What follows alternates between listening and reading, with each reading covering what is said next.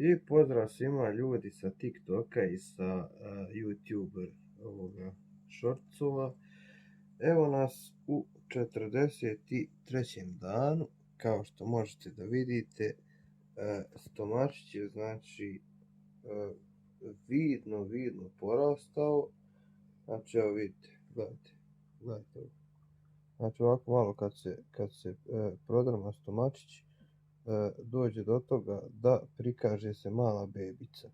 Evo ovako sad mi smo nju digli ovdje malo gore da bukvalno da se malo odmara, kao što vidite. Sad će neko od vas vjerojatno i da uslika i da stavi u komentar ovakvu slikicu.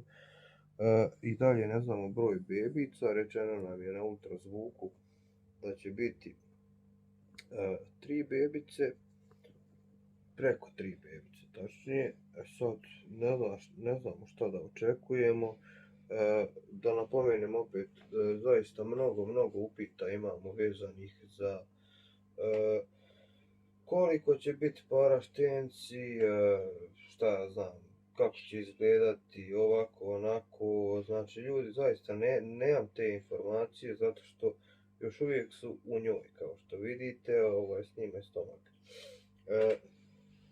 Tako da ovo je nešto što se ne može dočarati, znači bukvalno morate da doživite ovaj trenutak da bi mogli da razumijete ove moje riječi, jer ovo je nešto jedinstveno, jednostavno, ne samo na našem podneblju, nego i u svijetu inače ovako, jer ja prvi nisam imao, znači, evo ovdje lupka izgleda šteni, jer ja prvi nisam imao dodira sa sa ovoliko malim psom, ali ona je ljudi mala zato što je mini čivava, znači podvrsta čivave. I to opet vam govorim, znači ona je mini čivava i ona je blizu 3 godine starosti. Tako da, to je najnormalnije da ona ima, da snima ovdje malo vidite. Najnormalnije je da ona ima bebice svoje, vidiš ovdje.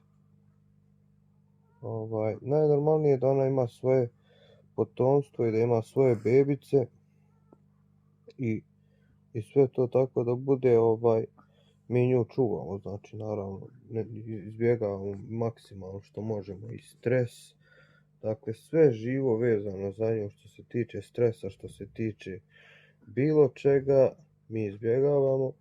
Da, znači, mora da živi, pa šta ja znam, kao